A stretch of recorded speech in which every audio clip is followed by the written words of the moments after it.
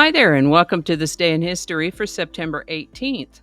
September 18th is the 261st day of the year in the Gregorian calendar, 262nd in leap years, with 104 days remaining to the end of the year.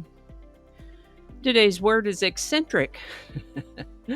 Eccentric is an adjective, sometimes used as a noun. It's pretty easy to figure out if you think of the part of the word centric as having to do with the center. Eccentric means off-center. But let's see what the dictionary has to say about it. Merriam-Webster, for example, defines eccentric as deviating from conventional or accepted use or conduct, especially in odd or whimsical ways, such as an eccentric millionaire. These days, with inflation, I think we ought to promote that to eccentric billionaire. Eccentric can mean deviating from an established or usual pattern or style, such as eccentric products, or deviating from a circular path, such as an elliptical or eccentric orbit. Eccentric might mean located elsewhere than at the geometric center, or having an axis or support so located as in an eccentric wheel. Sometimes the word eccentric is used as a noun, as in the elderly eccentric who lives on the corner, or a mechanical device that produces a reciprocating motion due to an eccentrically positioned wheel or gear. The word eccentric comes to us from Latin, Greek before that, a combination of words that had to do with not being at the center.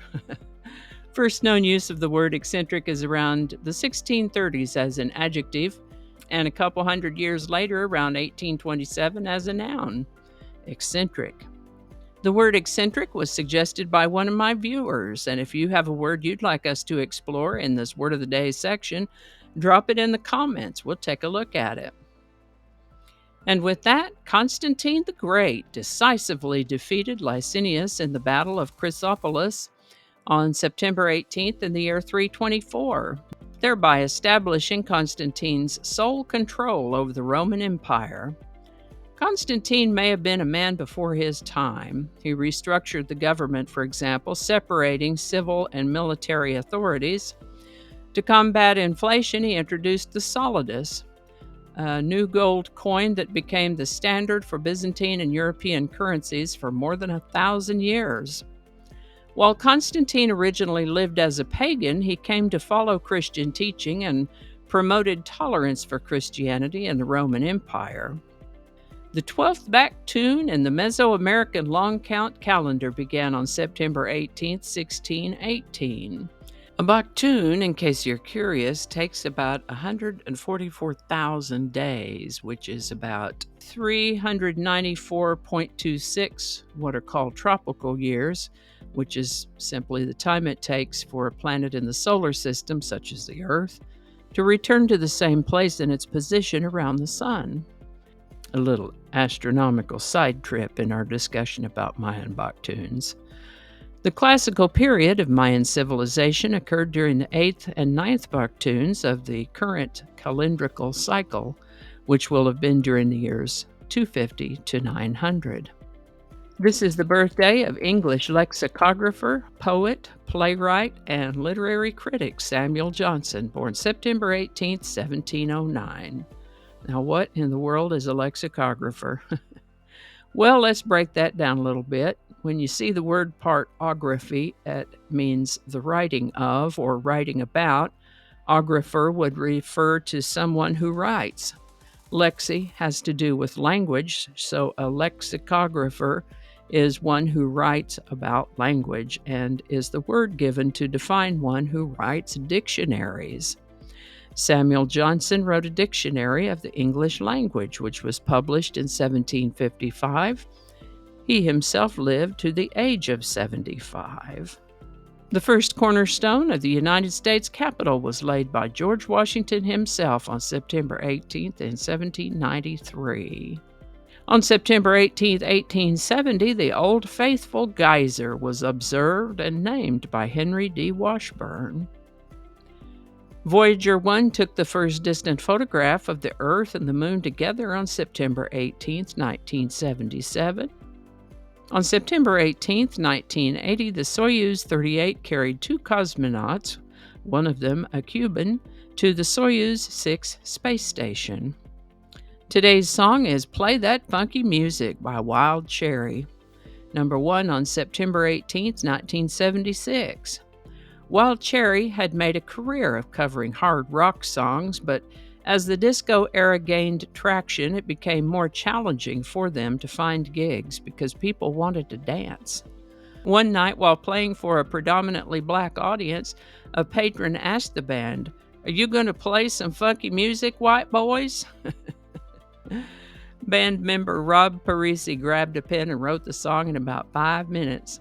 I'd say the song aptly describes the predicament of a hard rock band adjusting to the disco era. Play That Funky Music by Wild Cherry, number 1, September 18, 1976. Link in the description. And I think that's going to do it for us today. Thank you so much for watching. Consider subscribing if you haven't already. Feel free to share this video with a link in your email, messaging, or social media. If you enjoy this series, you can check out the playlist that contains these videos. I'll put a link to that in the description. That description lives on YouTube, so for other platforms, I'll include a link to my blog page that is called No Really. And you can also find me on Rumble, BitChute, and Odyssey. All those links in that description. Alrighty, that's all I can think of right now. Thanks again, and I'll see you next time. Oh, get your microphone. Okay. Phone over there. Hello. Okay. With 202 days remaining to the end of the world. End of the year. Please, not the end of the world. 202 days remaining to the end of the year. Let's read that one again. Maybe I should ask Google how to pronounce that. How do you go about pronouncing his name? Paulo Coelho. Coelho. Paulo Coelho. Pretty straightforward once you know. Paulo Coelho. Google is so smart. Yep, it is. That's what it's called. All right. Attracting. Just read the whole thing over. You know what? Maybe we can leave that one off. Don't alienate people who can be helpful to you. Flinging happiness all over the place. I don't know. Can I get this edited? Let's find out. Alrighty. Back to work. I think we got it this time.